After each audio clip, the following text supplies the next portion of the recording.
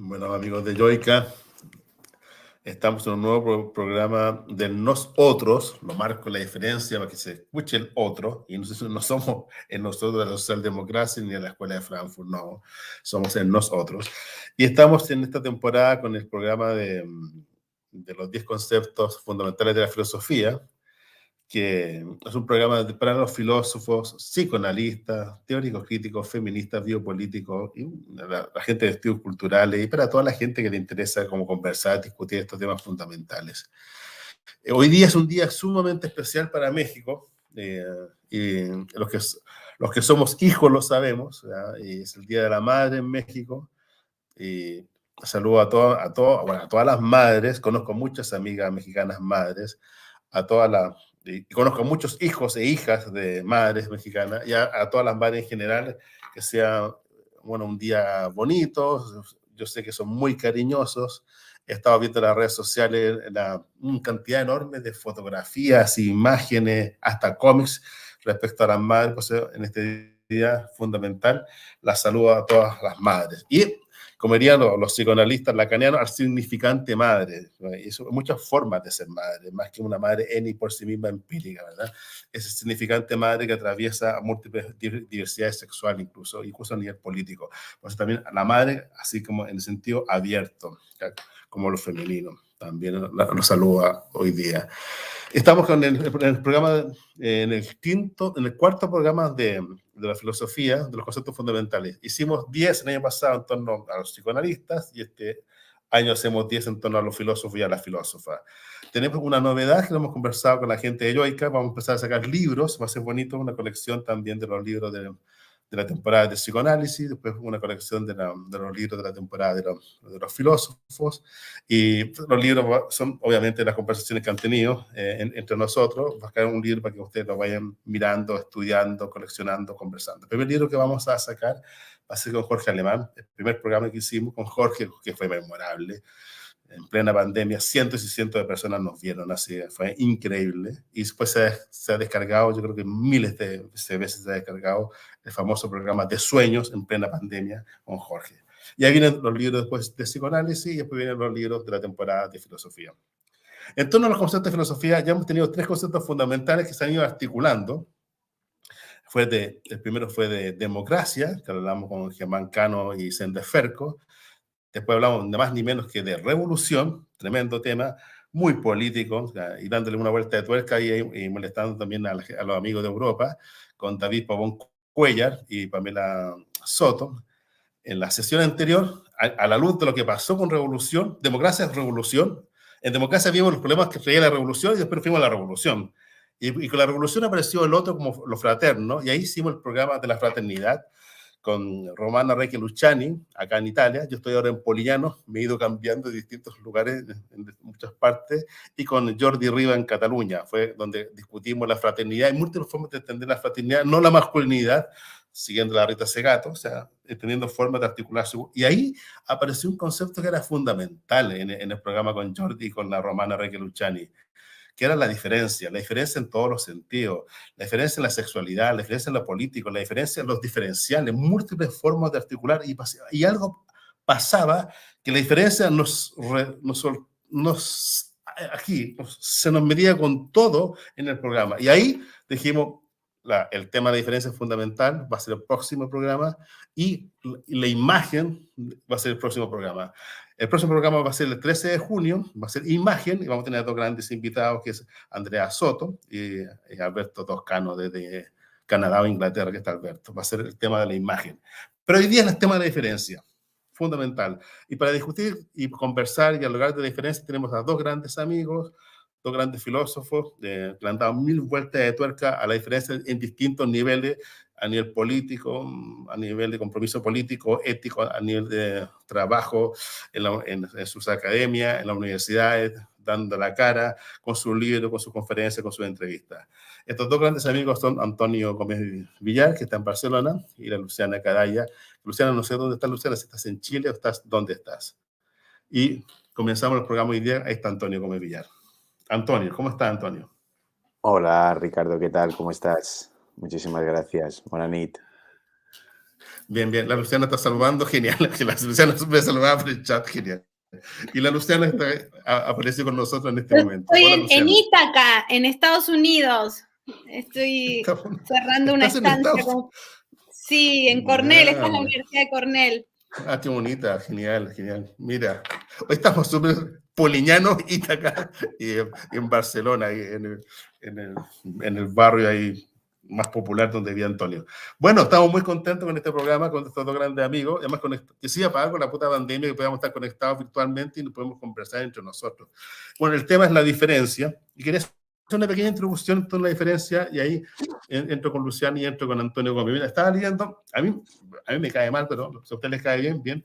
Estaba leyendo al Quentin Miyazu, que todo el mundo lo ama, sobre todo Badiou, y algo de Zizek, y yo encuentro que es un pobre, o sea, entonces, claro, y el Quentin Miyazu termina su famoso texto, el famoso texto después de la finitud, diciendo así, como si fuera lo más grande lo que ha pensado él. Dice, finalmente no se trataba para nosotros sino de intentar convencer de que era no solo posible volver a encontrar el alcance absolutorio del pensamiento, sino que en esto era urgente, por lo abisal, que devino el divorcio entre lo copernicano de la ciencia y el tolemaísmo de la filosofía, cualquiera sean las negaciones en las cuales se apoya esta equicia. Y aquí dice el famoso texto que a todo el mundo le gusta citar de Miyazu, que está al final. Si el problema de Hume despertó a Kant de su sueño dogmático, quiere esperar que el problema de la ancestralidad nos despierte de nuestro sueño correlacional y nos comprometa a reconciliar pensamiento y absoluto. Pareciera que Miyazu tiene toda una pelea tremenda que viene de los batullanos kantianos, que es la diferencia, y no sabe qué hacer con el sustrato y con la correlación. Toda la pelea en los sustratos y la correlación, sustrato y la correlación, sustrato y la correlación, y él dice ya, si pensamos lo real de otro modo, hemos dejado el parámetro de la copertenencia, de la correlacionalidad, y va a pasar algo distinto. Mi estimada Luciana, estimado Antonio Gómez Villar, ¿están así? O sea, lo correlacional y los sustratos es el gran debate de la filosofía, o es el gran debate de la filosofía, Luciana? Parto contigo en esta introducción, es la diferencia desde Heráclito, pasando por Hegel, por Marx, por Derrida, por Glass, por la Judith Butler, por la Wendy Brown, por todo ha sido el ámbito de la diferencia. Y en la diferencia estaría obviamente la pelea de los realistas, que es correlacionar o sustrato, pero el gran tema es la diferencia. Y el problema es que la diferencia nunca se alcanza del todo, nunca se piensa del todo y tiene múltiples formas de decirse. Luciana, bienvenida al programa, gracias que estás en Cornell y que has llegado. Y te saludo con mucho cariño a toda la gente de Iberoamérica. Hola, bueno, de nuevo Ricardo, Antonio. Hola, ¿qué tal? Es que estaba dando clases, me fui para mi casa para conectarme con ustedes y resultó que en mi casa no había internet, entonces tuve que volver a la universidad, entonces estoy como tratando, y ahora hay que hablar de la diferencia, entonces estoy tratando de situarme. Comencemos, estamos entre nosotros, nos van a ver 1000 personas nomás o 2000 más, no nos preocupemos.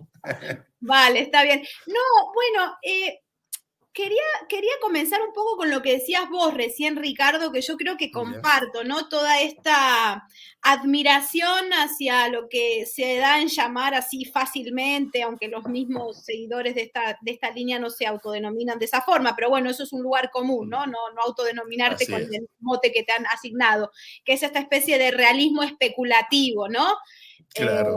Este realismo especulativo cuyos discípulos en cierta medida o varios de ellos provienen de la línea de Badiou, es decir, son como una continuidad dentro de un estilo de conversación muy masculino, por cierto, también, hay que decirlo, digo, yo soy muy lectora de Badiou, de Zizek, continúo sus ideas, pero está esta creencia de que la filosofía la perpetúan sus discípulos y sus discípulos son hombres, ¿no? Entonces, digamos, no hace falta más que ver esas fotos medio de rockstar del realismo especulativo, que son todos manes, digo, como estrategia y como continuidad de la filosofía, me parece que al menos en un plan, como diría mi amigo Ángel, que trabaja la moda, en ese registro, digamos, deja mucho que desear, ¿no?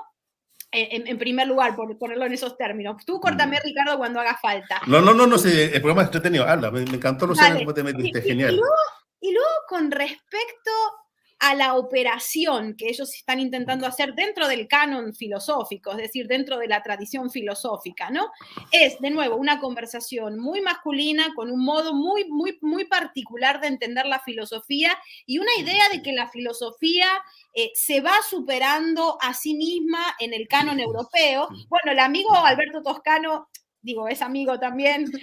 Sí, amigo. No lo responsabilizo, pero él es uno de los artífices de organizar esas reuniones ahí con los del realismo. Él es culpable sí, detrás. Y va a estar la próxima, le vamos a dar duro el próximo junio, el 13 de junio. Le vamos a dar duro a Alberto por eso. Ahí lo escuché, por eso me estaba acordando. Y claro, yo decía, ya no estamos en una situación donde la filosofía, es decir, yo no sé hasta qué punto la filosofía europea en esta conversación masculina perpetuándose a sí misma y repitiendo los gestos, así como ¿no? Así como Hume nos despertó del sueño dogmático y luego vino Kant, bueno, vamos nosotros a intentar repetir el gesto para hacer algo distinto, ¿no? Y todo en un canon súper europeo. Yo creo que ahí estamos perdiendo muchas cosas. Entonces, en ese sentido, voy a hacer un cierre muy humilde. Y es que creo que estamos en un momento, como decías muy bien, Ricardo, y yo comparto, es primero que la diferencia no nació con Heidegger, y el mismo Heidegger lo sabe, menos con el postestructuralismo francés, sino que la diferencia es el nombre que cifra un problema muy antiguo, y un problema que, como decís muy bien vos, lo podemos ver en Heráclito, lo podemos ver en Heidegger, perdón, en Hegel, si lo podemos ver operando en el idealismo alemán, lo podemos ver en la retórica grecolatina, aunque no sea tematizado, lo podemos ver ahí. Y de lo que se trata ahora, a mi entender, y esa es mi apuesta de alguna forma, es también ver cómo desde América Latina hemos estado pensando ese problema, pero no solamente por el hecho de decir cómo lo hemos estado pensando desde América Latina sin más, sino por el hecho de entender a dónde ha llegado el pensamiento con la cuestión de la diferencia y de qué manera al entender cómo se ha estado pensando aquí, porque no hay que olvidar que de pronto escritores como, sé que es un cliché, pero en el cliché también se cifra una verdad, escritores como Borges inspiraron diferencia inspiraron a ver, es decir, los tres lo citan en sus libros emblemáticos, Foucault, Derrida y Deleuze. Y eso no era Borges solamente, es decir, citan a Borges porque es lo que conocen, pero en Borges se cifra de nuevo una tradición de que hemos estado pensando estas cuestiones y hay que verlas en el barroco, en el neobarroco, etc. Entonces, ¿cómo podemos desenterrar el futuro siguiendo esta tarea de seguir pensando la diferencia en su densidad, vamos a poner un lenguaje más coloquial o más positivista, en su densidad histórica? Me parece que por ahí a la operación, más que esa cosa más masculinota, testosterónica, de volver a romper la filosofía en dos, tal y como los grandes. Increíble. Y vende libros como churros. Y hay debate sobre esa cuestión de Miyazu. Increíble, realmente increíble. No, y luego no digo que él no tenga cosas no digo que no haya cosas para que podamos pensar, pero a mí me molesta un poco, para decirlo en el lenguaje de Derrida, me molesta un poco la puesta en escena, ¿no? Es decir, la puesta en escena de la filosofía. ¿Y qué hacemos nosotros recibiendo esa puesta en escena y perpetuándolo, más allá, digamos, de lo que luego uno pueda discutir en la trama filosófica que está construyendo este filósofo? Bien, Luciana, te has metido muy bien. Antonio, bueno, ya, yo te di un pase, Luciana te dio un pase. ¿Y qué pasa con la diferencia también en todo el trabajo de lo teórico-político? Porque ya está la teoría de este nuevo realismo, haciendo este juego masculino, casi heteropatriarcal, categorial, ontológico, rancio, completamente rancio, y a veces de repente también esta teoría política le pasa como algo lo mismo, heteropatriarcal, sobrecodifica lo femenino, sobrecodifica el trans, sobrecodifica los migrantes, sobrecodifica el pueblo nativo, sobrecodifica, y al final el otro no tiene voz alguna, simplemente es una representación. ¿Qué pasa también en el ámbito político que tú te has movido también, sobre todo en tu nuevo libro, de los olvidados? Bueno, muchísimas gracias y me interesa muchísimo la perspectiva que induce Luciana sobre esta densidad histórica, ¿no? Ese rastreo, esa posible genealogía de la diferencia como problema antiquísimo. Y en qué sentido, de alguna manera, yo creo que hay un cierto pensamiento que justamente por la por la posibilidad de pensarlo en una dimensión etapista, por la posibilidad de pensarlo en una dimensión superadora, ¿no? Pareciera entonces que Nietzsche y Heidegger, ¿no?, dejaron un legado a la filosofía contemporánea de superación de la metafísica como forma de pensamiento y, ojo, como forma de vida, y por tanto, entre los martillazos del uno con la transvaloración, ¿no?, y entre, digamos, el salto hacia atrás heideggeriano, ¿no?, haciendo esa ontología fundamental, pareciera entonces, ¿no?, que a partir de aquí la relectura francesa que se hace en los años 60 y 70 en todos los estructuralismos franceses en torno a la diferencia, marcaría una cesura a partir de la cual todo debate de alguna manera tendría que articulado desde esos presupuestos, y cualquier horizonte que trate de ensancharlo, clausurarlo, pensarlo, moverlo, sería justamente, por decir los términos de Ricardo, ¿no?, calificado como rancio, ¿no?, como algo que no es capaz, ¿no?, de surfear la ola de la cesura histórica tan concreta de aquellas décadas, ¿no? Y yo creo que en relación a esto que planteas, a mí me parece que, o en mi opinión, cuando hablamos de diferencia no estamos hablando del... o sea, diferencia tiene que ver con el descubrimiento de sí, es decir, reconocer las formas de subordinación, reconocer las formas de opresión, no es tanto un proceso de descubrimiento de la propia singularidad y de las potencias oprimidas que anidan en tanto que la diferencia en sí misma, sino que es más bien un gesto, podemos decir, de tornar visible formas de invisibilidades, ¿no? Dicho de otro modo, la violencia de la identidad es siempre la violencia invisible, ¿no?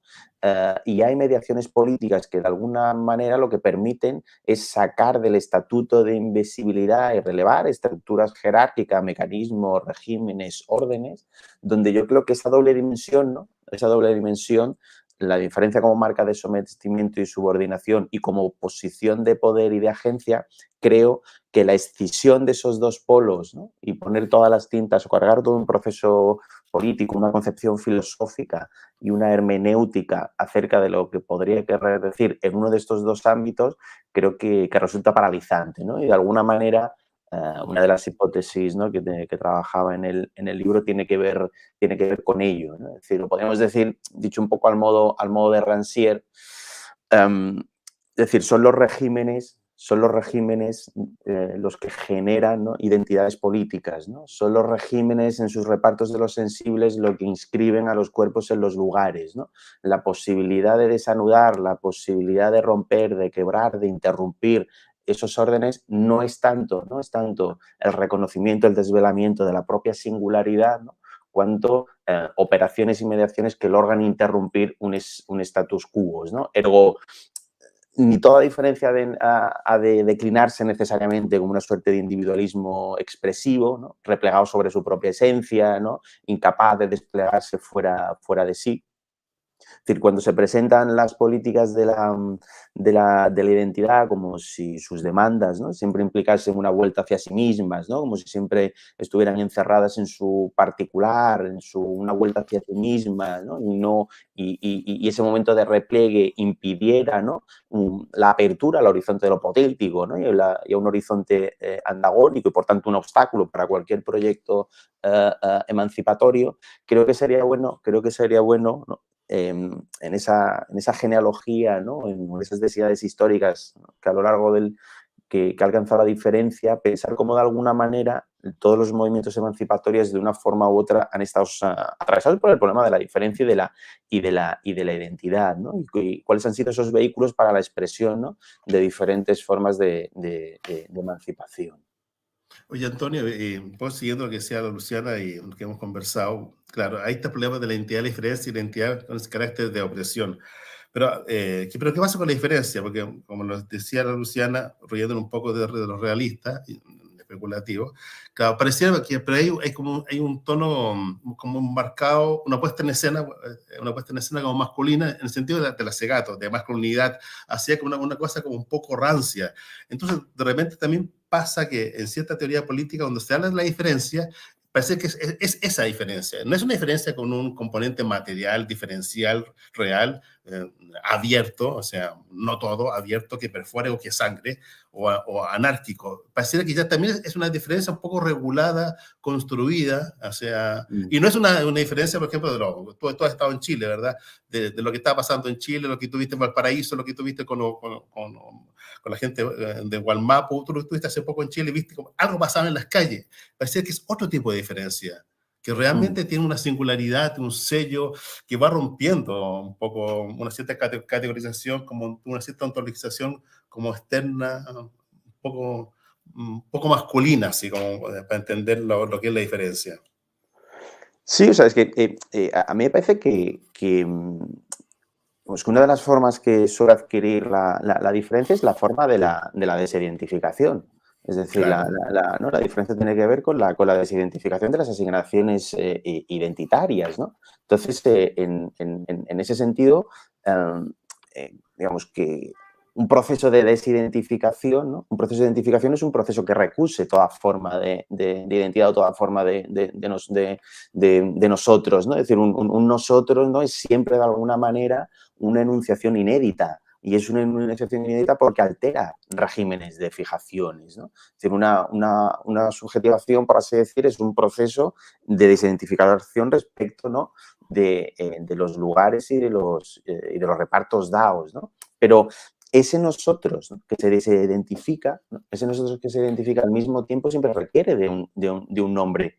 Y a eso le podemos llamar identidad imposible, le podemos llamar ontología imposible a lo Butler, o le podemos llamar operacionismo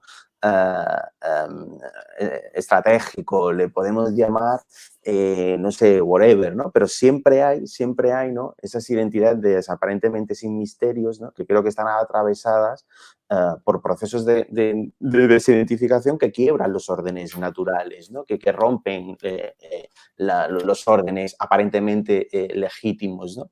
Y esa relación, ¿no? de la diferencia con la desidentificación me parece que es fundamental.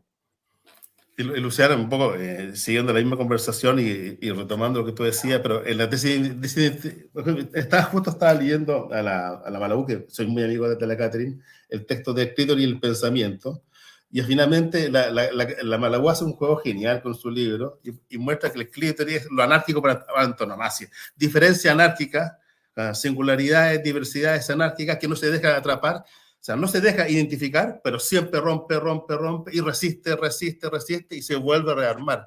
Hay algo también ahí en lo femenino o en lo latinoamericano, que la diferencia se va como encarnando de otra forma, Luciana, o se vive de otra forma.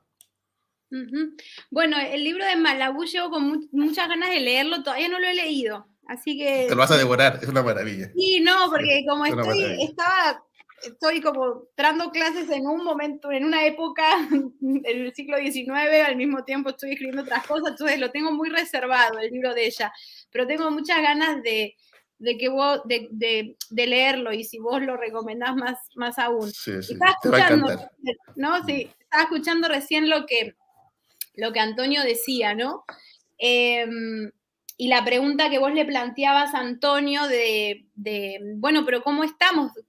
¿Cómo estamos pensando la diferencia? Sobre todo por lo siguiente, ¿no? Como para situarlo, enmarcar un poco desde dónde voy a hablar.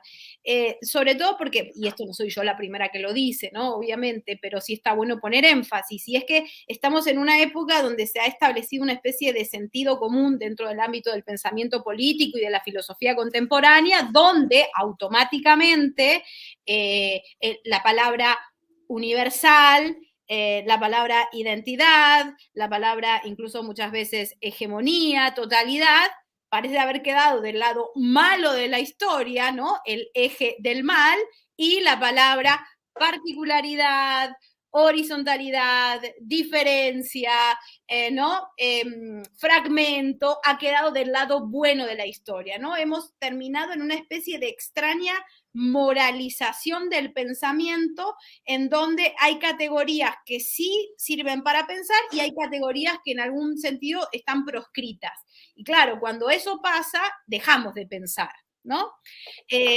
Sobre todo, y de nuevo, esto no es algo nuevo, sobre todo en un momento donde nos estamos dando cuenta, y eso Antonio lo trabaja muy bien también, que la desidentificación no solamente es una operación de resistencia y una operación política que puede conducir a la emancipación, sino que al mismo tiempo es la manera en la que funciona la subjetivación neoliberal. Es decir, estamos en un momento donde efectivamente el descentramiento, la particularidad, ¿no? Las políticas del reconocimiento, la diferencia como descentramiento, todas esas categorías están usadas de una manera domesticada, donde además se prohíbe todo lo otro. Entonces estamos en un momento singular y de muchísima confusión, donde la academia que se celebra de izquierda termina creando las condiciones materiales para pensar la prolongación del neoliberalismo. Y cuando vienen propuestas del ámbito de la política alternativas que están imaginando el futuro y que están volviendo a conectar con estos otros términos que quedaron del lado del eje del mal, como universalismo, totalidad, identidad, las consideran rezagos del pasado, en esta concepción, como decía muy bien Antonio hace un rato, etapista de la historia, ¿no? Entonces, yo creo que de lo que se trata, me parece, en este momento, es pensar las cosas, es decir, los términos en constante movimiento, en el juego, ¿no? Cómo están los términos jugando entre sí. Y en ese sentido, yo creo que no podemos pensar la diferencia sin pensar la identidad. Eso me parece que es sumamente importante. Y me parece que en esto digo, porque como entraron en el terreno de lo político y como también acabo de escribir con Paula ese libro donde estamos pensando todas estas cosas, es decir, las operaciones de resistencia no solo son desidentificación, sino que la cuestión es que si entendemos a la diferencia con desidentificación, bueno, la cuestión es qué queremos hacer con ello y cómo eso nos puede volver a arrojar nuevas desterritorializaciones, ¿no? Nuevos procesos de identidad que no sean identitarios, pero sí construir identidades y sujetos políticos, ¿no? Eso por un lado. Y luego, claro, vos Ricardo, y con esto termino, hacías una pregunta sobre esto que es que en América Latina siempre lo hemos trabajado, que es la cuestión de que las cosas no coinciden consigo mismas, ¿no? Claro, obvio. Claro, yo no sé si a eso llamarlo, que justo estaba leyendo a Marosa Di Giorgio, ¿no? A la escritora uruguaya que pucha de esta escritura, que es decir, yo no sé si es la diferencia como desidentificación, esto que ha persistido en el pensamiento desde América Latina, donde las cosas no coinciden consigo misma, ¿no? Que luego se ha cifrado con el nombre de neobarroco, por ejemplo, ¿no? Para pensar en Sarduy o en Perlonger. Yo no sé si llamarlo diferencia sin más, pero bueno, ahí lo dejo. No te respondí, te defraudé, pero tenemos, ahí muy bien. No, sí. Pero Antonio, responde, porque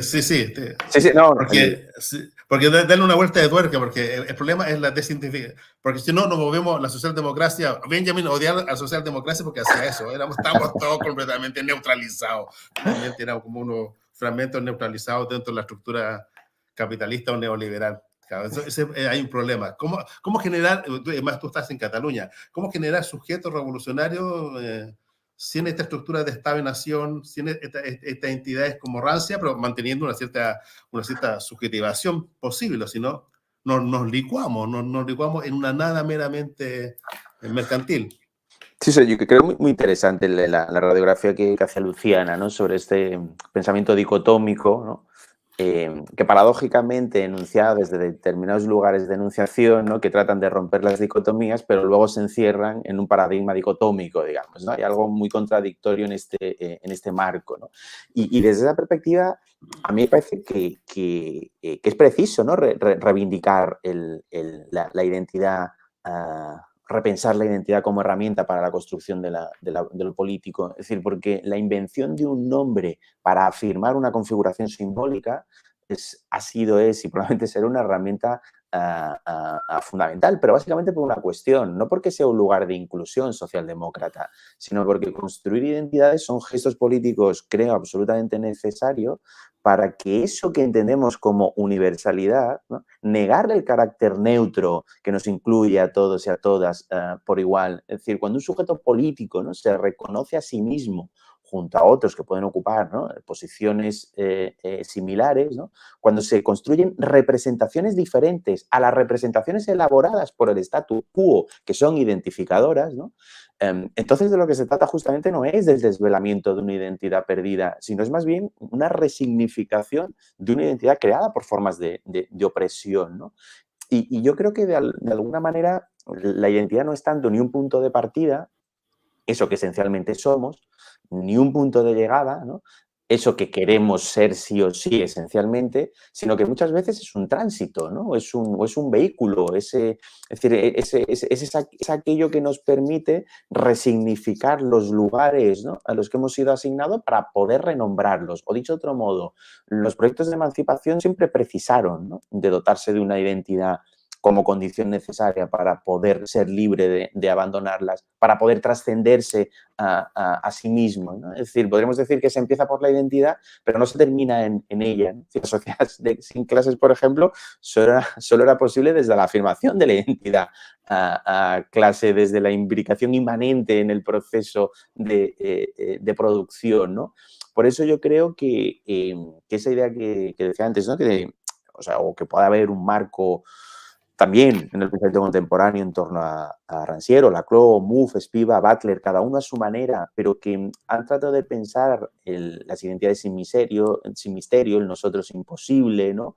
Es decir, cómo la afirmación de la identidad es lo que permite la desnaturalización de un orden. Ergo, no es solamente, ¿no?, un proceso de inclusión en él, sino que es justamente lo que permite abrirnos a lo insólito, a lo inaudito, a lo que todavía no es lo que permite prefigurar horizontes de futuro, ¿no? No es un cierre en sí, ¿no?, sino que esa construcción provisional, si queremos, esa construcción plástica, esa forma de identidad que no quiere ser congelada, que se trasciende a sí mismo, ¿no?, encierra desde esa particular la potencia de poder rehacer el universal mismo, ¿no?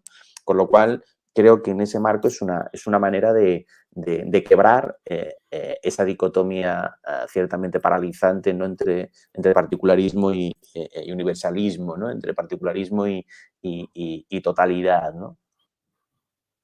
Sí, mira, como la Luciana, como somos medio hegelianos, nos encanta la palabra universal, porque no la entendemos totalitaria. Entonces, al contrario, la entendemos como un motor que va abriendo mil cosas. Entonces, Luciana, mira, respecto a lo que estamos conversando, y si lo bajamos un poco a los territorios latinoamericanos y europeos, pareciera que ustedes dos también son amigos de Germán, y Germán es nichano. Germán anda con su idea del tránsito, por el hombre el trans, ¿verdad? El famoso caminante nichano. Entonces anda hablando de la transición de Nietzsche. Parece que el trans en general o la transición es fundamental. Entonces, identidad y diferencia son un proceso, ¿eh?, de la nada a través de la nada. Parece que hay un trans, hay un movimiento, y pareciera que el nuevo sujeto es un sujeto dinámico. El migrante es eso, el refugiado es eso, lo femenino es eso, el LGTBIQ es eso. Pero ¿no sería, Luciana, que el nuevo sujeto de la diferencia es un sujeto ese mismo migrante? Tú estás ahora, mira, yo estoy en Poliñano, y tú estás ahora en Estados Unidos, en Ítaca, estás en la Grecia de Estados Unidos. Entonces, imagínate, ¿no pareciera que ahora la diferencia de la identidad se articula en este movimiento que siempre está iniciando, que no tiene ni inicio, ni origen, ni final, y estamos transitando?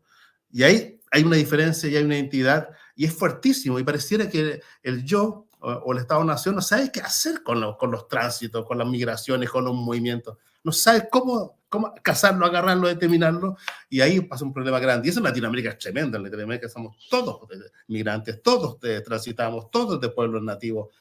Puro tránsito nomás, Luciana.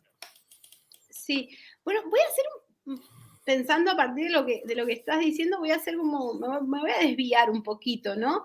Y es, digo, ya que estamos bien en el terreno de lo político y tenemos la oportunidad de poder pensar sobre lo que está pasando en América Latina, digo, cuando pensamos en el terreno de la política y pensamos la cuestión de la identidad, estamos pensando la cuestión de la comunidad, ¿no?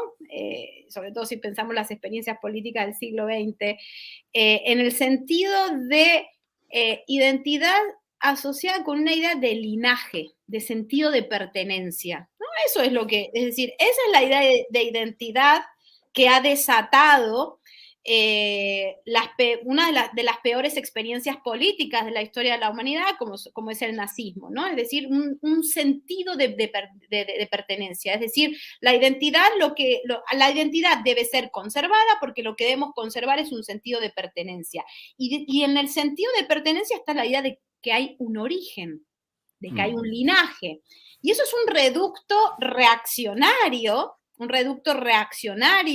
que persiste en nuestra contemporaneidad y que se ha expresado de esa manera, ¿no? Todos los experimentos de Estado-nación latinoamericanos son experimentos identitarios en ese sentido del linaje. Se le ha dado el nombre de blanqueamiento, pero en el blanqueamiento lo que hay es el linaje, ¿no? Lo que viene de Europa versus lo que no viene de Europa. ¿Y qué Europa, no? Porque no toda Europa vale en sí misma, es decir, los migrantes europeos empobrecidos no eran parte de ese linaje, ¿no? La idea de un origen, la idea de un linaje, la idea de un lugar desde el cual nombrarte a ti mismo como perteneciendo a, para no avergonzarte. La idea del señorito, la idea de que no debes experimentar culpa por estar vivo, no debes experimentar culpa por desear algo, porque eso que deseas te pertenece. Te pertenece porque formas parte de esa comunidad que tiene un linaje, ¿no? Entonces, y eso es un problema que tiene Europa, que no lo puede resolver. Por eso en Europa tiene grandes dificultades para ser democrática, porque creen que son el lugar del origen en una narrativa muy contemporánea que tiene poquitos siglos, ¿no? Pero bueno, eso es un problema que tendrá que resolver Europa, la idea de la identidad y el linaje. Para el caso latinoamericano, claro, la fundación de América Latina como experimento republicano es el intento de perpetuar o de instaurar y crear la lógica de este linaje identitario, pero es la imposibilidad, ¿no? Y ahí aparecemos los mestizos, que hoy esa palabra está mal usada, pero ahí todo se está mezclando todo el tiempo. No hay linaje, no hay origen, ¿no? Somos como... Es decir, el parricidio ya tuvo lugar y no sabemos ni quién lo cometió, ¿no? En ese sentido. Entonces, me parece que tenemos esta experiencia de no retorno a un origen, por eso es más difícil que haya ecofascismo en América Latina, porque no hay una conexión con la tierra en ese sentido. Lo intentan con los indigenismos latinoamericanos, pero no lo pueden hacer porque también hay una historia, un acumulado histórico de movilidad, inmigraciones y luchas y pugnas. Entonces, me parece que el secreto, lo interesante para América Latina es esa idea de que no hay linaje, de que no hay origen, de que no hay un lugar que te garantice nada, de que estamos, y ahí vamos a usar la metáfora de alguien que le gustaría mucho a nuestro amigo Germán, que estamos en una balsa naufragando, ¿no? Sí, sí, claro. Y con esto sí termino, y eso me parece que es el aporte que podemos hacer. Y con esto termino. No toda experiencia de estatalidad está atada a la idea del linaje, porque no está atada la idea de monarquía, en el fondo. Y en ese sentido, yo sí creo que hay experiencias de estatalidades populares que emanan de esta idea huérfana, de esta idea de no linaje, en la que intentamos hacer cosas para vivir los unos con los otros. Y esa estatalidad popular no necesariamente es la que intenta capturar y la que está desesperada. La que está desesperada es la del Estado-Nación del blanqueamiento, y es la del Estado-Nación de herencia monárquica, y es el Estado-Nación que está fundado en la experiencia del racismo estructural. Esa es la que hace aguas hoy. Pero me parece que esta otra, de pronto no tanto. Y ahí lo dejo. Esta corte institucional que van haciendo, ¿verdad? A lo Ansaldúa, en las mezclas, en lo abyecto, sí, en lo interseccional. Sí, y eso es lo que está teniendo lugar ahora en Chile, y eso es lo que probablemente tenga lugar con Francia Márquez y Gustavo Petro. Es decir, el Caribe y el Cauca gobernando a las élites bogotanas. Eso es lo que no soportan, porque las élites bogotanas todavía tienen escudos en sus casas pertenecientes a la supuesta realeza española. En el fondo es más... Es verdad. Lo he visto, es verdad, lo que dice Luciana es verdad. Sí, sí, tienen esta contribución, un inconsciente que lo puedes ver. Y Antonio, ¿cómo funciona eso? Además, tú estás en Cataluña, te bajo a Cataluña. Cataluña, algo pasa con España. Cataluña tiene algo de lo que dice Luciana respecto a España, respecto a Europa, pero de repente tiene lo otro que también es como rancio también. Tienen los dos problemas. Tiene algo entretenido y de repente queda el linaje, como diría en el lenguaje. Tiene como los dos, donde estás viviendo tú. Y ahí está tu experiencia también política, también a nivel político, de cómo generar una construcción política ahí, ¿Cómo generar una institución que no sea de linaje, que te aplaste con todas esas cosas vertical, rancia, pero a la vez, pero que te libere, esa institución del barrio que a ti te encanta, de la calle que te gusta tanto? Claro, nosotros tenemos un problema, ¿no? Y tenemos un problema trágico, si se quiere, porque o sea, España, ¿no? Como algo ya dado, como eso que no puede estar siendo, sino que es, ¿no? La idea de España como algo que está más allá de la democracia, ¿no? La idea de España como una concepción esencialista de la nación, ¿no? Esto generó, por un lado, la imposibilidad. O sea, España es una patria difícil, ¿no? Vamos a decir. Y es una patria difícil que tuvo como consecuencia la imposibilidad del desarrollo de lo nacional popular, vamos a decir. Es decir, el fracaso de Podemos, entre otras cosas, tiene que ver con la imposibilidad de que lo nacional popular sea sinónimo de transversalidad, vamos a decirlo así. Es decir, puede tener ese sentido y podía servir para construcción de hegemonía, pero nunca lo iba a hacer en un sentido inmanente, ¿no? Es decir, el error es creer, ¿no?, que hay una fórmula, por así decir, para construir hegemonía y no atender a la singularidad del caso español. ¿Por qué? Básicamente porque, es decir, el significante España, ¿no? El significante España es un significante que solo puede ser construido como enemigo interior. Es un significante que solo puede ser construido como insulto, ¿no? Es decir, hay una incapacidad trágica por parte de los sectores populares de usar la energía nacional para que de manera virtuosa opere a favor de un proyecto de transformación. Digamos, ¿no? Esto es entre otras cosas, porque el nacionalismo español es un nacionalismo de Estado. Y como es un nacionalismo de Estado, es un nacionalismo en el que el enemigo no está fuera, el enemigo está dentro. Digamos, el enemigo se extirpa. Digamos, la guerra civil española, de alguna manera, viene a ser la culminación, ¿no?, digamos, de la ruptura o de la extirpación histórica, ¿no?, que pesaban durante décadas, ¿no?, para que España pudiera finalmente ser. Esa matriz, ese origen imposible, ¿no?, donde el otro es el otro interno, ¿no? Es decir, forma parte de su propia genealogía, digamos, ¿no? Es muy difícil trazar una historia, una genealogía, ¿no?, de la nacional popular, digamos, ¿no?, o de cómo la nación puede operar a favor de los procesos progresistas. Esto es y que el último intento, por así decir, ¿no?, el intento más serio, ¿no?, fue el intento de Podemos a partir de 2015.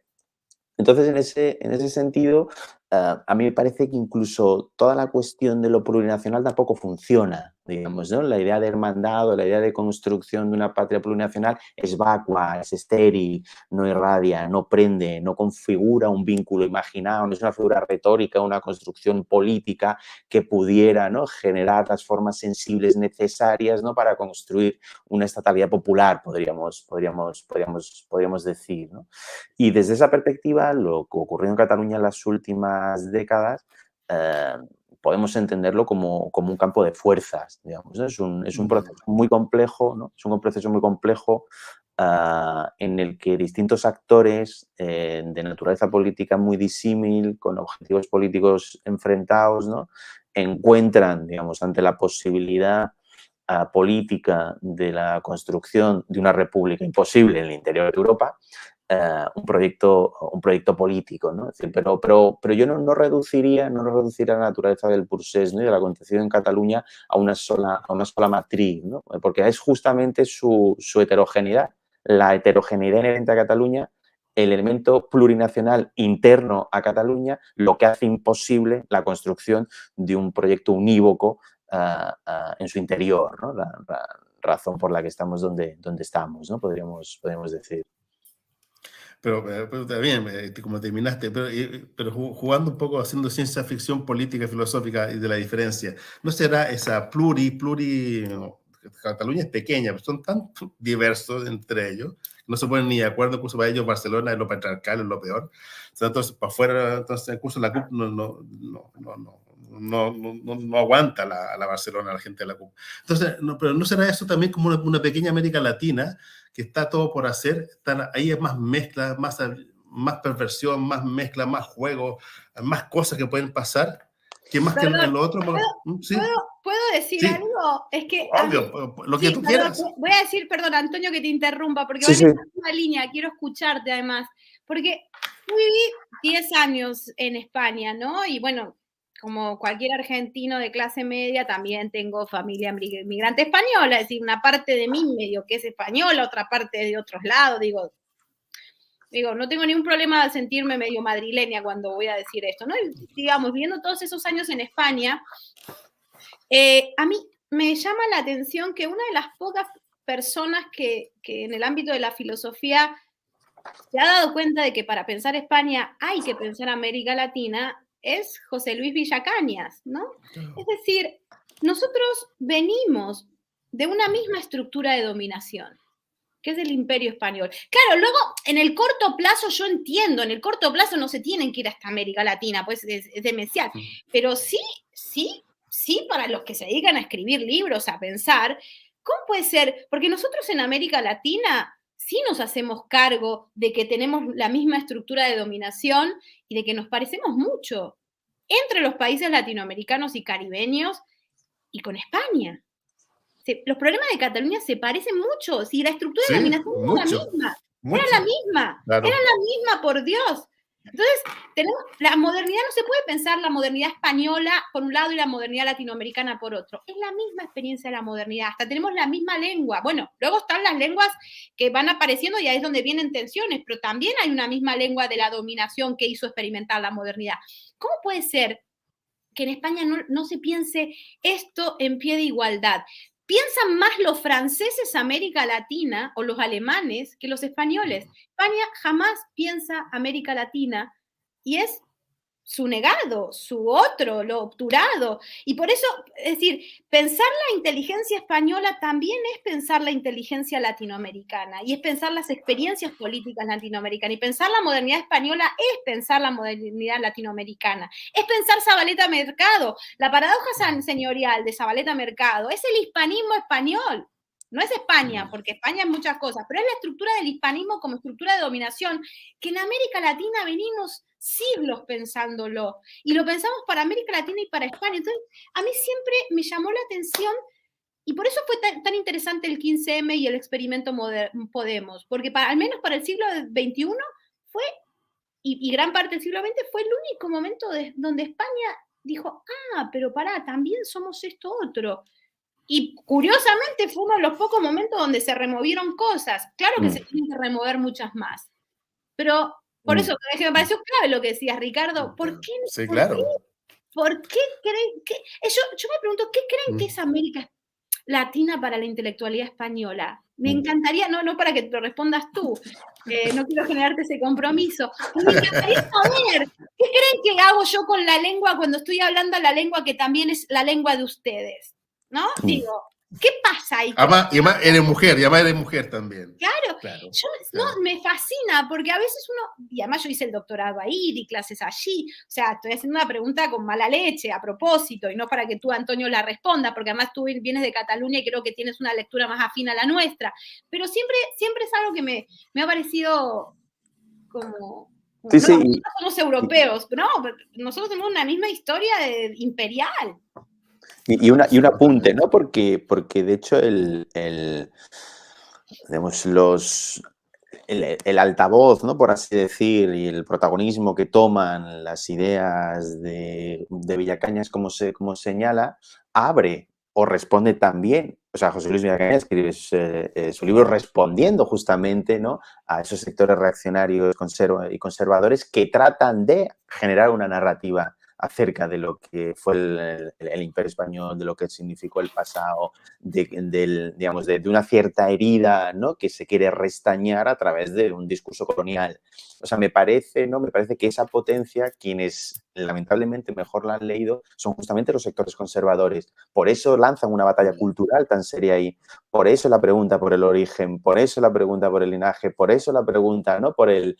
entonces, creo que ahí hay algo en la situación, es decir, la construcción de América Latina por parte de los sectores conservadores como un exterior constitutivo, digamos, ¿no? Como un exterior constitutivo, de manera tal...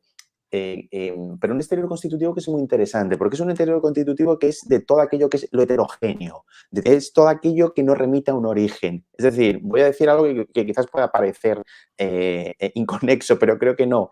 Pero creo que la construcción como exterior constitutivo, en tanto que heterogéneo de Latinoamérica por parte de los sectores reaccionarios españoles, explica que hace un mes en un instituto de Valencia unas estudiantes hacen una manifestación porque una compañera había sido maltratada por su condición sexual, LGTBI, etc.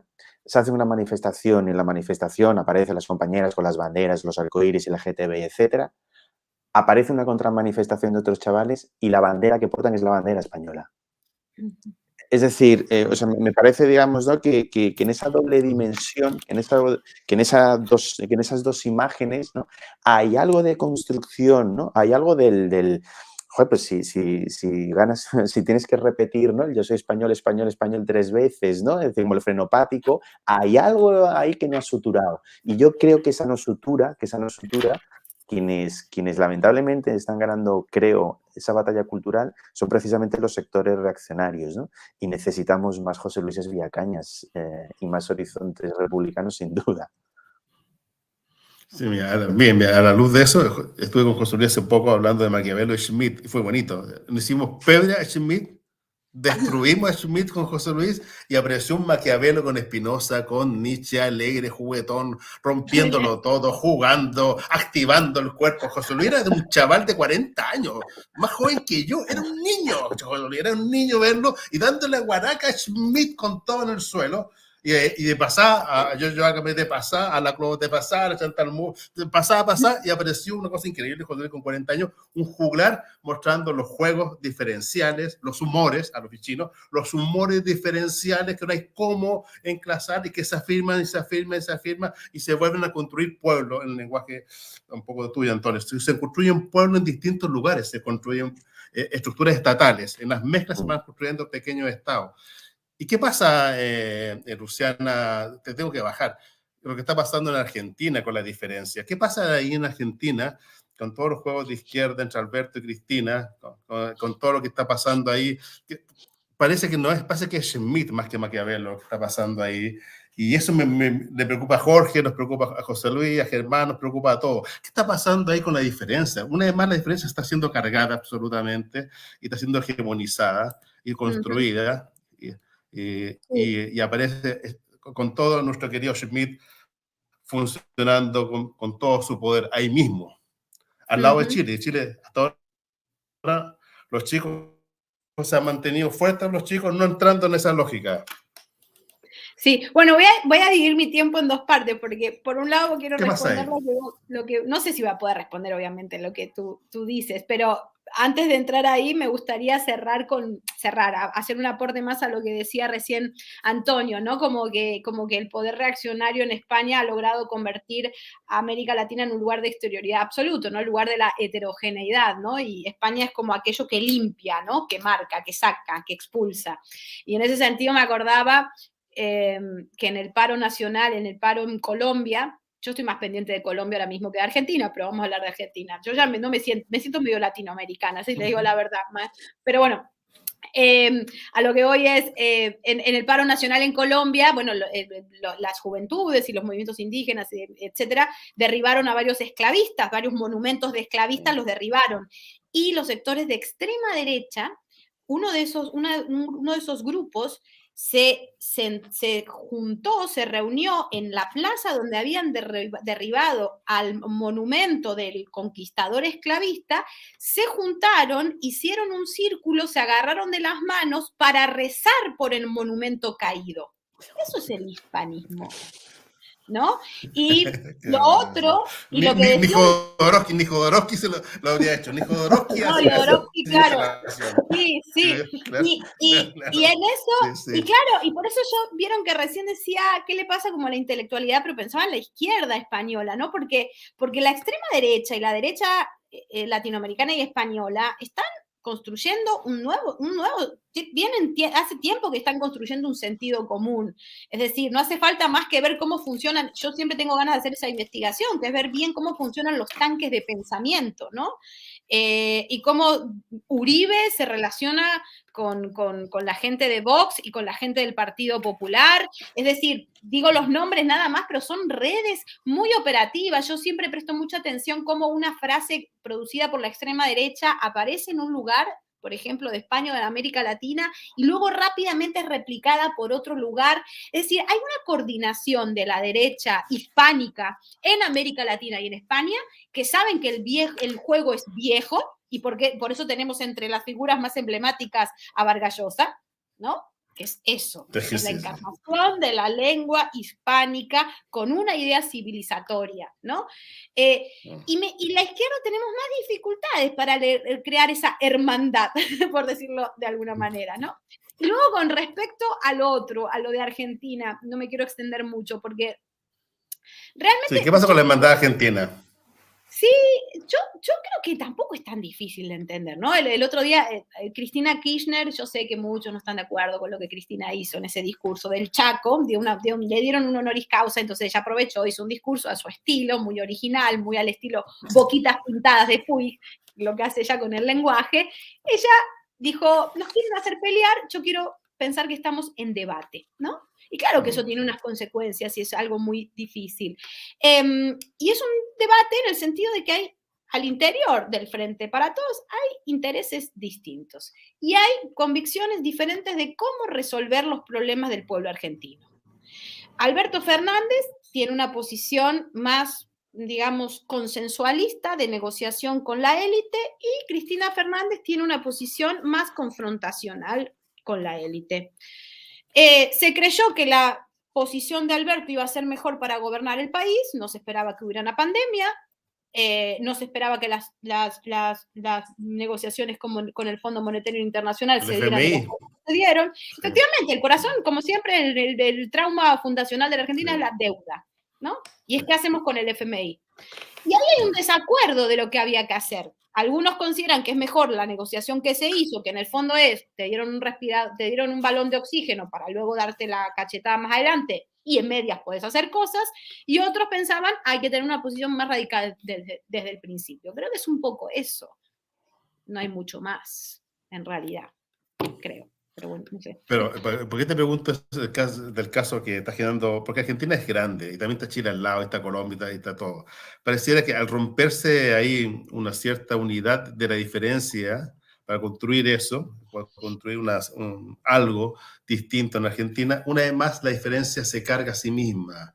Vienen juegos de la diferencia, estructuras ideológicas de la diferencia, diferencias que hegemonizan, diferencias que aplastan otras diferencias. Ese es el problema que tiene a veces la izquierda con la diferencia. No saben cómo bueno, construir un pueblo. A ver, pero sí, sí, perdón la interrupción, Ricardo. No, yo lo que creo es, igual en este momento Argentina no es un país, es importante, como puede ser cualquier país latinoamericano, pero creo que los ojos del mundo están más puestos en Chile y en Colombia, sí, ¿no? En este momento. Sí. Es decir, o incluso en Perú. A mí me preocupa más el fracaso del gobierno de Pedro Castillo que lo que está pasando en Argentina, que además es una historia medio conocida, medio repetida. No está pasando algo muy nuevo, no somos tan importantes, estamos muy en la zona austral nosotros. Pero a lo que voy es, y además, pero es no es tanto una pelea de la izquierda del narcisismo de la diferencia de la izquierda, sino que es muy evidente, es decir, vamos a lo concreto, nos metieron una deuda externa impagable. Sí, impagable, como los griegos. Y estamos hipotecados por décadas. Eso es un problema. Entonces, no es que Cristina y Alberto no se pudieron poner de acuerdo porque ella quería liderar. No. Nos hicieron una jugada maestra. porque además está estudiado, es decir, Estados Unidos ahora mismo tiene gran claridad de crear estas bombitas porque las potencias emergentes no pueden tener lugar y las regiones no pueden articularse para imaginar futuros alternativos. Fin de la historia. Y nos metieron esta bomba porque pudieron hacerlo y lo hicieron. Y si nosotros no tuviéramos este problema, porque realmente, es decir, nos ataron. Es que una deuda así es una cosa, nos mataron, estamos muertos. Es que somos un país muerto. Ese es el problema. Estamos muertos. Sí, yo lo sabía, pero hay que decirlo. Es lo que le pasó a Grecia. Grecia está completamente muerta actualmente. No pasa nada en Grecia. Y hago el juego también para ti, Antonio, como español. Ahora, cuando estaba en España, era lo mismo. Estuve contigo y creo que te lo dije. Estaba la locura en España. Estaban las protestas, las huelgas, los camiones, los pescadores, todo. Y Sánchez no salía nunca en televisión. Nunca salía. Y era raro, era como las pobres ministras hablando todo el día, dando la cara en los matinales, y Sánchez estaba como viajando a Bruselas, pedirle permiso a Bruselas para bajar el gas, para bajar el combustible. Entonces parece que no existe Argentina, no existe Grecia, no existe España. Finalmente Sánchez lo único que quería era, por favor, nos pueden organizar la estructura económica para conversarla con los trabajadores, con los obreros, conversarla con los obreros, con los camionales, con las patronales, para parar los paros, porque yo no puedo, porque yo no gobierno España. Entonces, era increíble, o sea, el mismo problema de Argentina, como en Chile estaba complicadísimo, y en Grecia murió completamente Grecia. Aquí en Italia, yo estoy en Italia, y la Giorgia Meloni tiene los mismos discursos de Vox, tiene los mismos discursos de Bolsonaro, los mismos discursos de Katz, la Giorgia Meloni, los mismos discursos, lo escuché hoy día en la tarde, los mismos discursos dicho en italiano. Entonces, ¿qué pasa? O sea, no hay como ninguna estructura, no hay algo por sí mismo que diferencie a España. Digo, hay un problema de la luz, un problema de los trabajadores, y tomar nuestras propias políticas para salir adelante en la guerra de Ucrania, con los problemas que hay de energéticos actuales. España también está hipotecada como Argentina. Luego, ¿no hay diferencia alguna? Sí, o sea, y yo creo que de alguna manera somos... esos son los resultados creo, de nuestra incapacidad política de haber articulado un sur de Europa, ¿no? Es decir, yo creo que el post-2008, ¿no? El posterior a la crisis de 2008, generaron, ¿no? Las condiciones para poder... De hecho, en 2010 ocurre, ¿no? Una huelga que es una huelga solo convocada por los países del sur, digamos. Es una huelga de los obreros del sur contra los obreros del norte, en cierto modo. Ojo con esto. Es decir, creo que hay o hubo, ¿no? Una dejación a la posibilidad de articular políticamente el sur, ¿no? Como posibilidad de interrumpir, ¿no? y de pensar otra construcción europea, ¿no? De otra vez una particularidad, capaz de pensar un universal diferente, en el que en el repliegue, ¿no?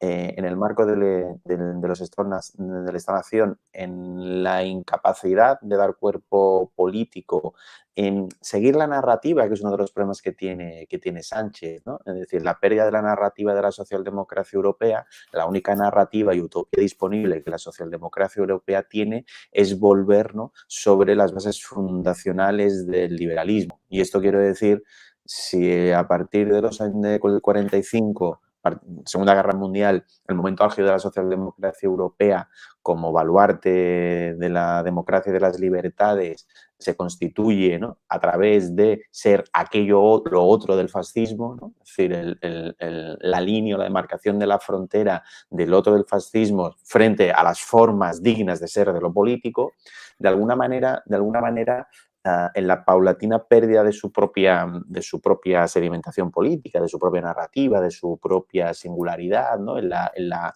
inscripción en el liberalismo social, en la asunción del Tratado de Niza, del Tratado de Maastricht, el Tratado de Lisboa, ¿no? Y en la construcción neoliberal de la Unión Europea.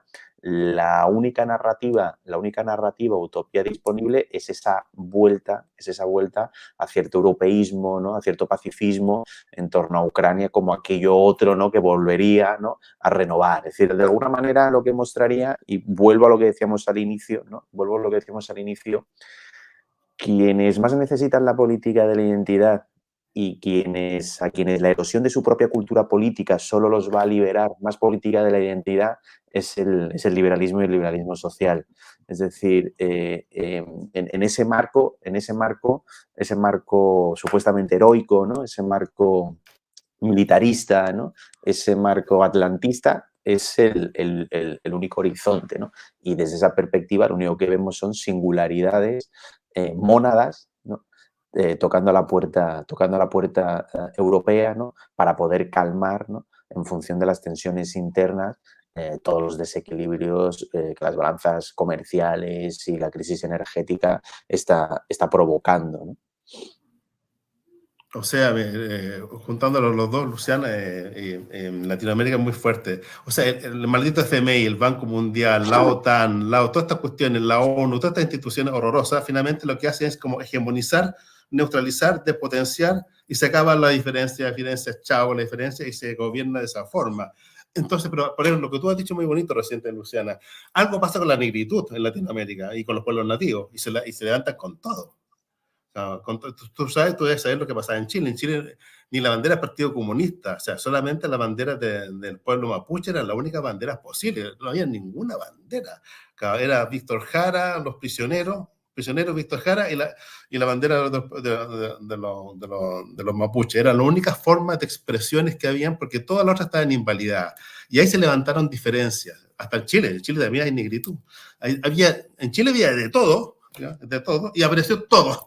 Había de todo. Había negritud, país clasista, segregado, racista, horroroso. Había de todo en Chile, de todo.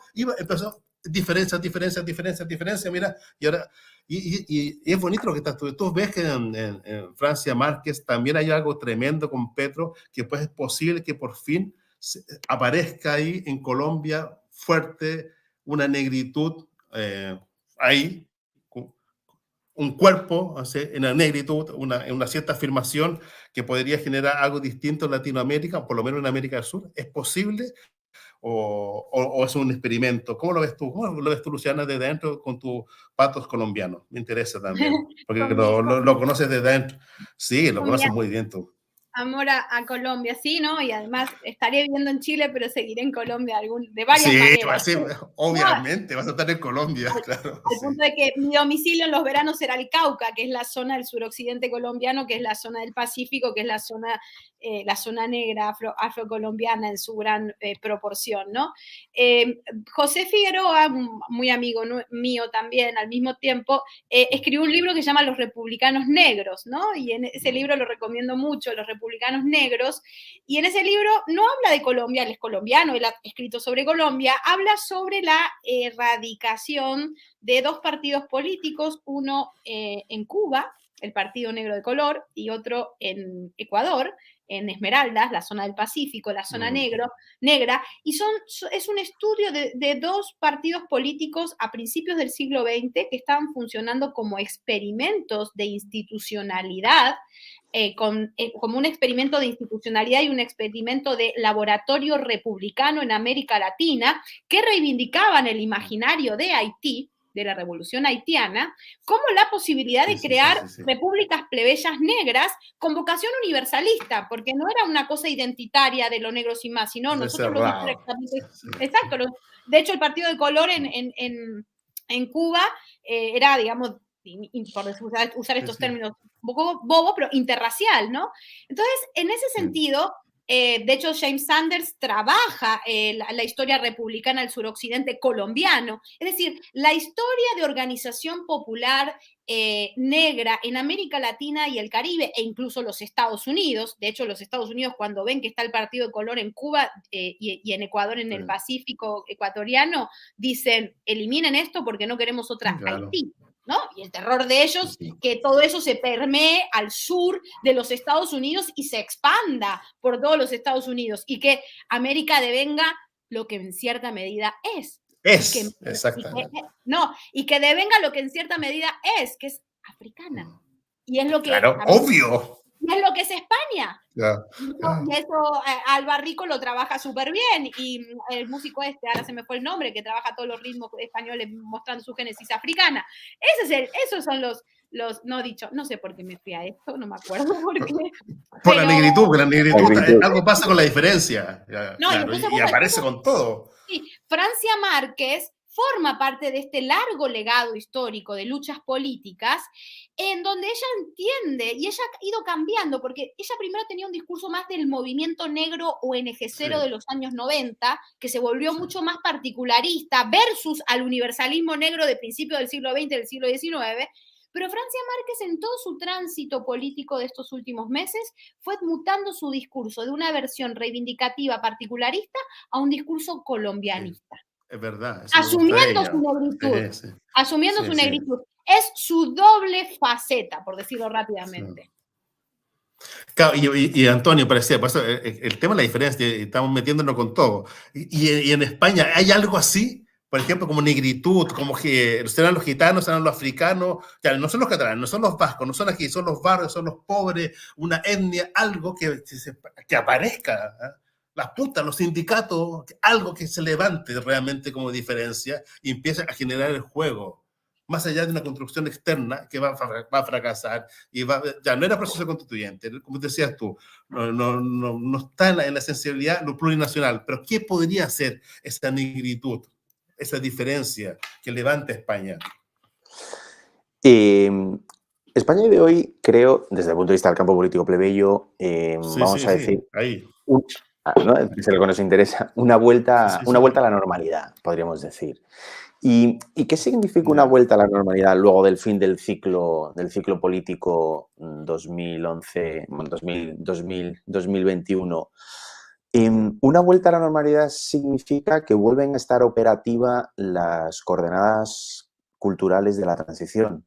Es decir, esto que se ha venido a llamar cultura de la transición es probablemente el horizonte político-cultural que más capacidad tiene de irradiar, ¿no? Y de suturar el imaginario colectivo, ¿no? que es un imaginario del consenso, que es un imaginario que rechaza las veleidades antagonistas, que es un imaginario en el que lo político es clausurado como posibilidad de construcción. Entonces, yo creo que digamos, en los últimos 40 años ha sido muy difícil, pero muy, muy, muy difícil superar un horizonte de cinismo, podríamos decir, ¿no? De pasividad y de construir algo a la altura, ¿no? A la altura de la construcción política tan fuerte, ¿no? que fuese ese imaginario, ¿no? Y en ese sentido, de alguna manera, el origen o el hecho político más fuerte que cesura eso es justamente el 15M y su replicación o su extensión o su traducción posterior de Podemos. Ese es el momento, ese ciclo, ¿no? En el que las costuras del régimen de alguna manera se agrietan, ¿no? En el que aparecen otros imaginarios, otras formas políticas inéditas, digamos, en el que lo plebeyo, ¿no? Tiene capacidad de interrumpir las coordenadas que hasta entonces estaban operativas, digamos, ¿no? Clausurada esa posibilidad, volvemos otra vez a un horizonte de normalidad, ¿no? O sea, tú ves que lo plebeyo, la negritud española, lo plebeyo finalmente ahora está despotenciado en lo normal. Lo más probable es que llegue Vox, PP y a gobernar a toda España. Sí, se vuelva a repetir la farsa de esa democracia tan extraña que existe en España. Pero, o sea, porque fíjate, ¿no? Es decir, a mí siempre hay algo que me interesaba pensar, ¿no? Es como los años 60-70, ¿no? Es decir, en el contexto europeo, lo que comportó el mayo del 68 como acontecimiento político, ¿no? Creo que la respuesta, ¿no? O el modo en el que se politiza el acontecimiento, ¿no? Encuentra dos grandes formas, podríamos decir. De un lado, una izquierda muy pegada a la matriz disciplinaria, ¿no? Es decir, una izquierda muy pegada al corporativismo, muy pegada a la matriz sindical, ¿no? Muy pegada a la matriz fordista, negando, ¿no? La apertura de los nuevos horizontes existenciales, ¿no? Por otro lado, podríamos decir una izquierda muy apegada al plano de inmanencia, vamos a decirlo, ¿no? Muy replegada sobre las potencias inherentes, ¿no? Que harían caer, ¿no? el sistema y que, por tanto, no eran precisas mediaciones políticas ni articulaciones, ¿no? Y creo que en ese vacío, ¿no? Creo que en ese momento de vacuidad es justamente el momento de vacío que la racionalidad neoliberal logra politizar, ¿no? Creo que la irrupción de Margaret Thatcher no se entiende si no es en el vacío dejando los unos y los otros en ese interregno, ¿no? Justamente cuando irrumpe el 15M, que es también un acontecimiento político, me parece que hay un primer momento en el que se vuelve a repetir otra vez esta matriz. De un lado, una izquierda, no ya en el horizonte postfordista, pegada a la matriz disciplinaria, pero sí pegada a los regímenes, a los márgenes del régimen del 78. Recordemos que Cayo Lara, que entonces era coordinador general de Izquierda Unida, fue abucheado y expulsado de un desahucio, ¿no? Para que nos entendamos. Sí, de otro lado, cierto pensamiento mágico, o sea, y no sabría decirlo de otra manera, pero acerca del impulso de lo constituyente, ¿no? A partir de las plazas y de las acampadas iba a ocurrir algo, no se sabe bien qué, pero ¿no? Tendría la fuerza suficiente, ¿no? Como para que el orden constitucional cayera.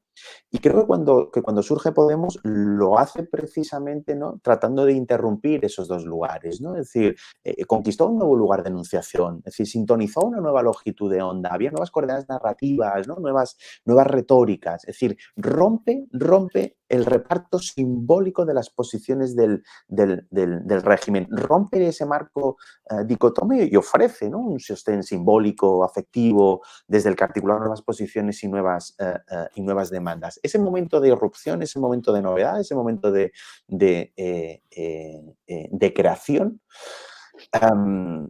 creo que es el que llegó a su fin, y creo que minusvaloramos, ¿no? La potencia política, la fuerza imaginal, ¿no? que tenía la cultura de la transición. Tanto es así que terminado aquel ciclo, ¿no? vuelve a florecer a la superficie.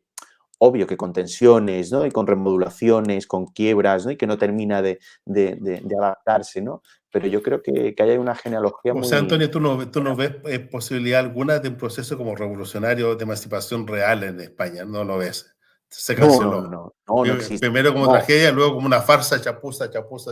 No, y es un momento, digamos, en cómo pensarnos en este repliegue, digamos, ¿no? Y cómo preparar el terreno y el horizonte para futuras politizaciones, digamos, ¿no? Es decir, pero hoy por hoy lo que rige es ese horizonte de vuelta a la normalidad, que es el modo normal de ser de las cosas en las últimas décadas, ¿no? Es decir, hay que pensar también, ¿no? En los propios errores, ¿no? Y que, digamos, como al saltar los cielos bajas abajo y entre medio del recamoso, qué fortaleza puede tener un régimen cuando es capaz, ¿no? de rebobinar la película tan rápido, ¿no? Hay algo, ¿no? Decimos, hay algo de aceleracionismo también, ¿no? Inherente en la forma política que adquirió, ¿no? el asalto institucional, ¿no? Luciana, y la misma pregunta, nos quedan los últimos minutos, pero está entretenido, se pasa volando, esta cuestión es una lata que se pasa volando. El mismo Mark Fisher, me gusta el Mark Fisher, que es amigo de Toscano, el Mark Fisher, que amigo de Toscano, culpable de todo. Y Mark Fisher decía esa cosa horrible, pero que es verdad, porque casi tú lo estás diciendo ahora también. Pareciera que al final toda la gente quiere devorarse todo, es lo inmediato, como diría Hegel, el mal es lo inmediato, o sea, me como todo como hamburguesa. Hasta Nietzsche me lo devora como una hamburguesa. Entonces, me lo devoramos todo como si la sopa de Warcraft es un chiste. Ahora son la hamburguesa. Nos comemos todo como hamburguesa. Hasta Nietzsche, imagínate. Hasta Glass de Derrida se come como hamburguesa. Y la ciencia de la lógica como hamburguesa. Entonces, Luciana, nos queda simplemente sumergirnos en el mundo de la hamburguesa y comernos hamburguesa. Hay diferenciales, hay potencialidades, hay cosas que pueden estar pasando en Chile, en Colombia, cómo lo ves tú en Estados Unidos, en tu propio trabajo teórico, filosófico, feminista, activo. ¿Hay mediaciones posibles, diferenciales y no solamente comer una hamburguesa? ¿Cómo lo ves? Sí, no, me dio risa la idea me imaginé leerse Gla y luego la ciencia de la lógica de comerse hamburguesa, digo, qué indigestión. Claro. Como dos columnas, la ciencia de la lógica y Glass, las columnas. Sí. No sé, yo entiendo, digo, me gustaría conectar un poco con lo que decía Antonio, ¿no? Porque yo durante muchos años con los amigos en España he tenido mucha sintonía, pensando varias cuestiones, y yo ahora experimento que tomo un poco de distancia de cómo están narrándose a sí mismo este relato de la normalidad.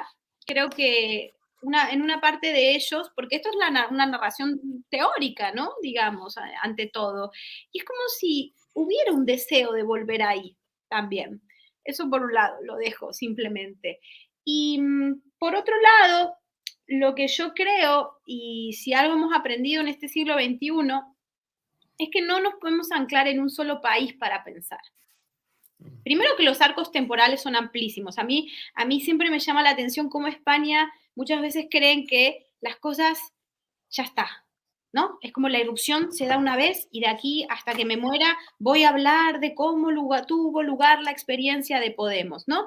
Hay como una voluntad etapista y medio mortuoria, que a mí siempre me ha llamado la atención, ¿no? Como las dificultades porque el acontecimiento no es algo que acontece sin más, sino que tiene que haber unas energías sociales dispuestas para esas experiencias de los cambios, ¿no? Y eso son sinergias que van funcionando y que muchas veces es como si en España hubiera una voluntad por apagarlas, ¿no?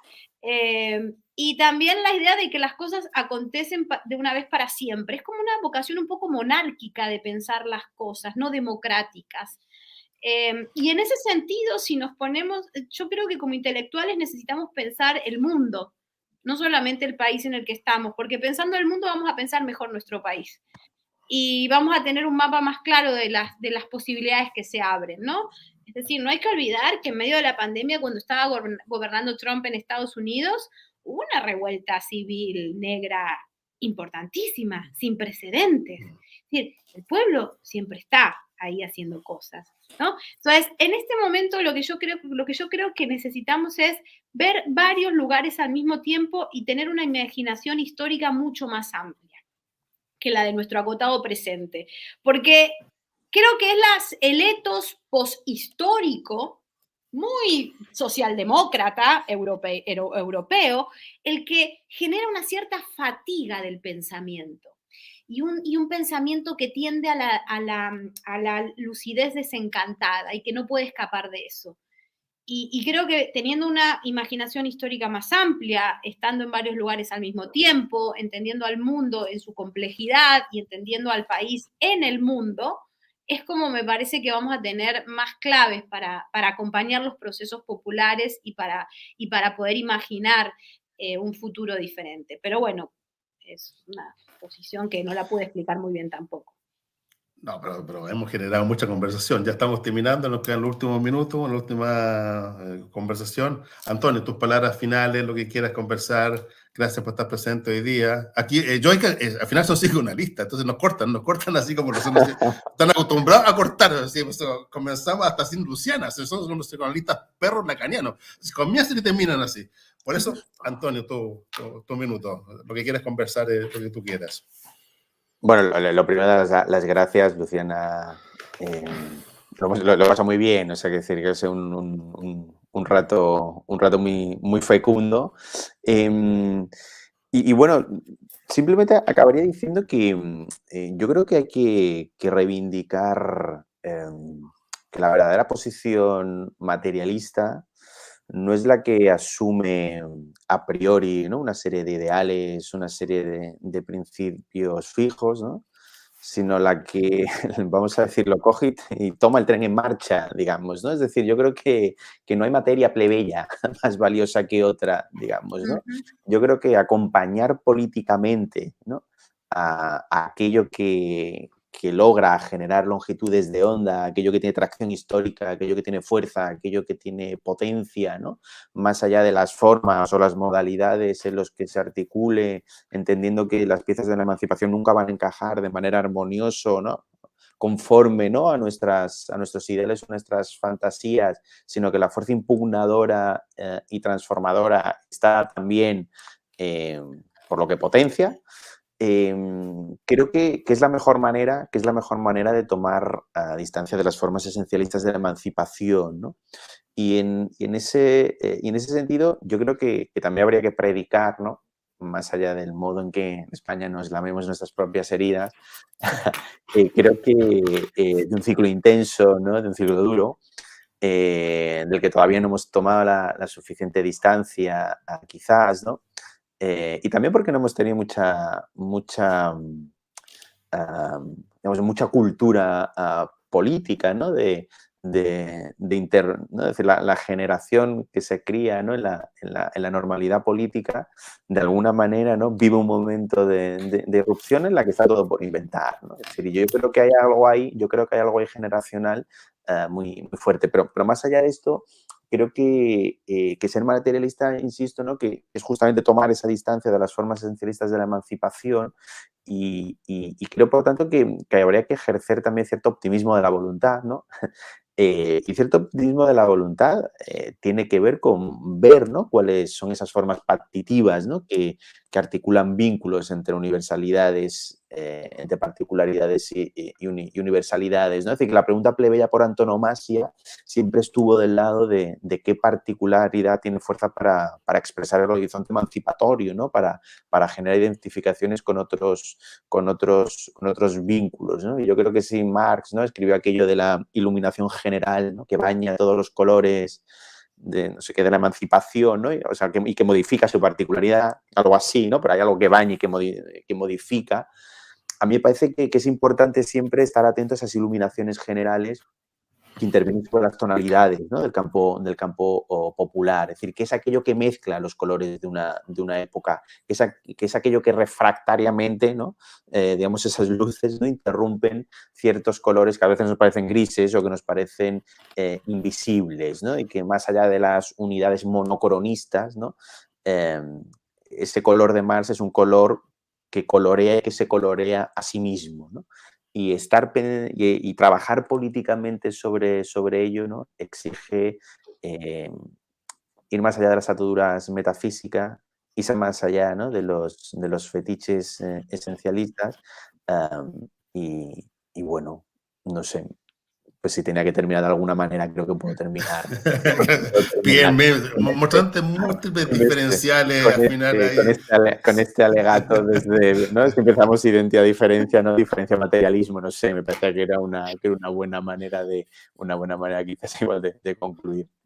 Como decía Hegel, que le cantaba a Marx, que Marx era un copión de Hegel, Hegel salta, ¿verdad? Ahí se juega todo, en Hegel salta, aquí se juega. Y Marx lo conoce Hegel desde adentro, ahí se juega. Incluso en la teorización, ahí se juega. Luciana, para terminar tus palabras, gracias, estás haciendo clases, no tenías internet y todo. Gracias por estar.